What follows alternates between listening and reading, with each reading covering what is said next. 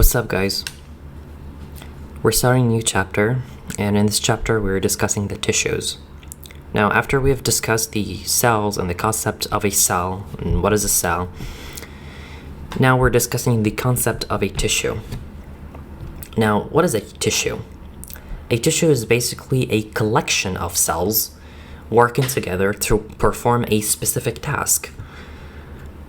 These cells aren't just floating next to each other, but they're actually connected by intercellular junctions and surrounded by an extracellular matrix, which helps support and organize them. Of course, we have different types of tissues. We have like animal tissues, which is then classified into multiple types of tissues, and then plant tissues. And we will discuss the plant tissues at first. And in the book, there's something called intercellular substances. Now, this can refer to a lot of things like collagen fibers, reticular fibers, plasma, etc. So we have a lot of things that we can call intercellular substances. Now, remember when we discussed the cells, we said the cell, of course, is made up of organelles, molecules, etc., the small molecules of a cell. Now, these cells come up together to form tissues. So tissue, the concept of a tissue, is basically multiple cells working together, okay? And then multiple types of tissues work together to form an organ, okay? And then finally, organs working together to form a system, like, for example, respiratory system. Now, here in the introduction, they're saying organisms differ in their body structure. So some organisms contain only one cell. As I discussed earlier, we call them unicellular organisms, and some examples are bacteria, algae, fungi, amoeba, and euglena. So it's possible that they assess the fact that, amoeba and euglena are unicellular organisms. Like, look at this question here, the blank question. They can assess this fact. So you need to know examples. Give an example for each of the following: unicellular organism, okay? Or a blank question like in here. Of course, some other organisms' bodies consist of many specialized cells that work together as functional tissues within the organs. These tissues function in great harmony to build the organism's body. The cells in a tissue may sometimes be diverse. Okay, so not just one type of a cell. We can have like diverse cells. Additionally, large amounts of intercellular substances may be present in some tissues.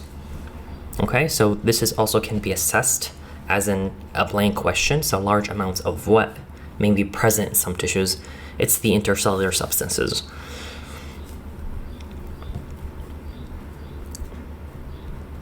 You can have a very important definition question. You're saying like define a tissue or tissue. And you're just gonna write down a tissue can be defined as a group of similar cells, all specialized to perform a specific function along with certain resultant substances. The science that studies tissues is known as histology. Okay, you should know this word. The science that studies tissues is known as histology.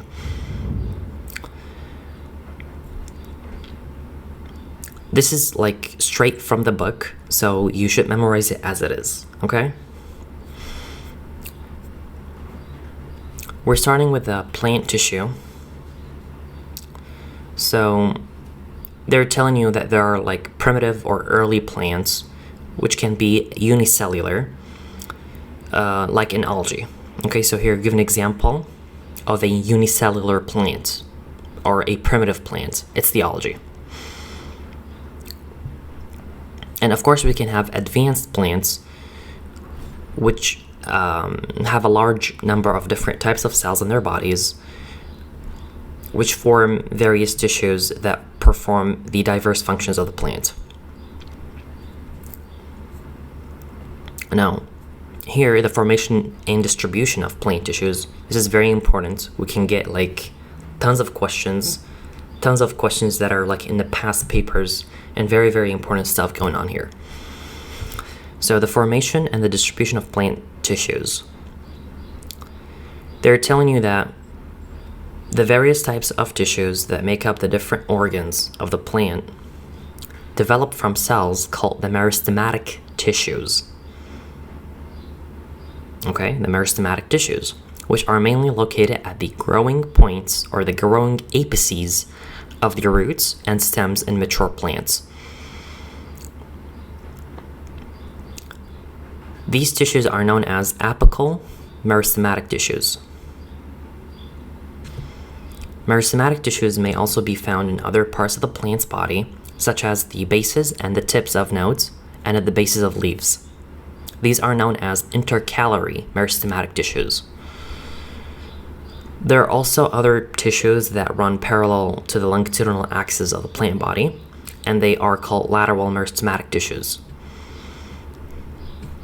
Their meristematic tissues gradually develop into the permanent tissues as seen in the growing apices and the terminal buds or top buds or the lateral buds. However, the meristematic tissues does not usually transform completely.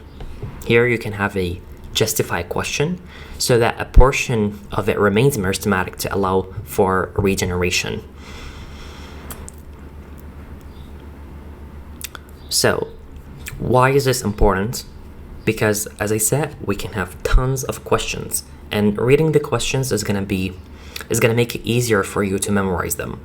Okay, so I've written some questions here, like what is the origin of, or who is responsible for, like this is the question style that you can get for each of the following. The intercalary meristematic tissues, the origin of the tissue itself is meristematic tissue. The lateral meristematic tissue is the meristematic tissue. The apical meristematic tissue originates from meristematic tissues, and the plant tissues originate from meristematic tissues. Okay, so you can get any of these four, and they all have the same answer.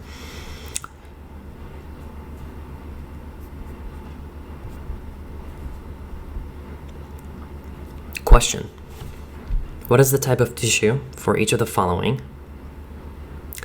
Apices of the roots and stems. This is the apical meristematic tissues. The word apices is the plural form of apex. Okay, so it's not something very crazy. So apices of the roots and the stems, they originate from the apical meristematic tissue. And this question style, like they ask you what is the type of tissue for each of the following, this question style is very, very important. Like you can see tons of questions in this style. They tell you this and they give you different parts of the body, whether if it was plant or animal structures. What is the type of tissues for each of the following? So the growing points of the roots and stems in the mature plants, they are what? They're apical meristematic tissues. The bases and tips of nodes, intercalary meristematic tissues. Now, I'm not making this up. It's all of them like are extracted from this text. Okay, so you can now predict how I'm making these questions. Okay, so you read the text, you see these question styles, and then when you read, you know how to extract the questions. You can expect how the questions are going to be in the exam, because this is the question styles that you can get in the exam. And every example here I've written is actually a possible question. Okay, so I'm not making this up. So, question: what is the type of tissues for each of the following? The bases of the leaves, intercalary meristematic tissue. Tissues that run or found along the parallel to the longitudinal axis of the plant body, lateral meristematic tissue.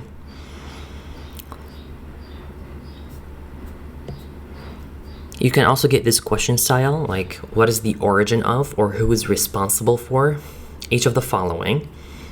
The permanent tissues in plants. This is kind of a tricky one, and I need you to pay attention here. Now, the permanent tissues if they just, say permanent tissues and plants, we can have two different answers. One is the meristematic tissues as discussed earlier, and the second one is the ground tissue. Because we will discuss the ground tissue later in this video. But they mentioned the word permanent tissues both in meristematic tissue and ground tissue. But there's a small nuance that I want to point. If they ask about the permanent tissue origin in the growing apices and in the terminal or top or lateral buds, the answer is meristematic tissue 100%. But if they ask about the permanent tissue in the parenchyma, collenchyma, or sclerenchyma, the answer is the ground tissue.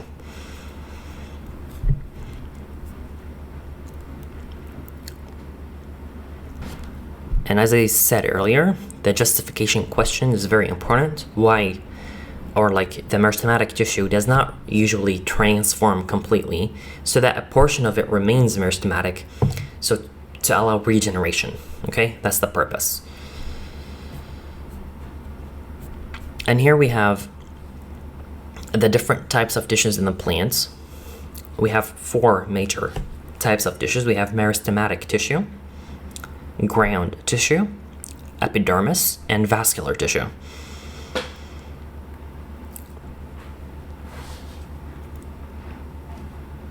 The meristematic tissue is found, the location of this tissue is in the plant parts with high cellular division, and the function is cell division and plant growth. Okay, so if you get a question like who's responsible for each of the following and they tell you plant growth, it's the meristematic tissue. Okay? The ground tissue is found in the roots, stems, and leaves in the form of the cortex, pith, and pith rays, aka medullary rays. And the function of this tissue is that it forms internal tissue masses in roots, stems, and leaves. Okay, so who's responsible of forming the internal tissue masses? It's the ground tissue. And then we get the tissue called epidermis, which is like, you can imagine it as a skin, okay? So it's because it's like in the outer layer of different parts of the plant, and the book mentions that it forms dermis, which has many functions like protection, gas exchange, water absorption, but the word dermis does not really apply in plant tissues. This is wrong, okay? The dermis is used specifically for animal tissues, okay? So this is wrong, but if the book says so, we have to memorize it as it is, okay? We don't have an opinion here, okay? It's the book's opinion. And then finally we get the vascular tissue, which is located in different parts of the plant that contains xylem and phloem. The function it includes the phloem and xylem tissues. The basic function of this one, or of the xylem or phloem, are basically to transport water and the dissolved nutrients, storage, and support.